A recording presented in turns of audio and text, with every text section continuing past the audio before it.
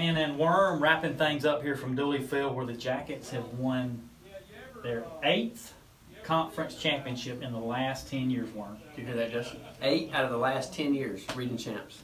So big win tonight for the Yellow Jackets. They got on the board. First play from scrimmage, E.J. Bradford, 62 yards, takes it to the house. Jackets look good and impressive in that first half. First play from scrimmage. Got the crowd into it. Got them off their feet. Dooley Field was rocking E.J. I tell you, he's been a great addition to that backfield. No question about it. Great move putting him at running back. Lawrence does come back and makes it a 17-7 halftime lead after the Jackets score another touchdown, and Honeycutt hits the field goal, but Lawrence scores to make it 17-7 at half. And then it gets a little dicey. They get within a score as they score on their opening possession of the third quarter, but the Jackets able to get some room between them when Brylan Jones goes across on the run down here late to give us a 2-score advantage, and then the Jackets able to put it away with a Skinner touchdown catch, and then also Miller DeArmond, huge catch there in the end zone. Team effort tonight for the Yellow Jackets. They got it done on both sides of the football.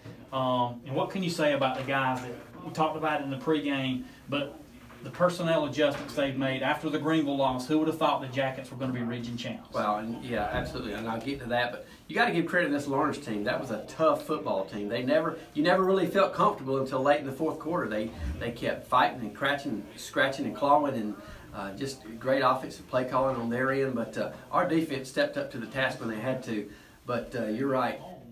When Greer had to make a play, everybody stepped up and made it. Yeah, it looked like when Lawrence was creeping back in, we had the big fumble. Jarrell Robinson picks it up. That's when they punched it in with Brylan Jones.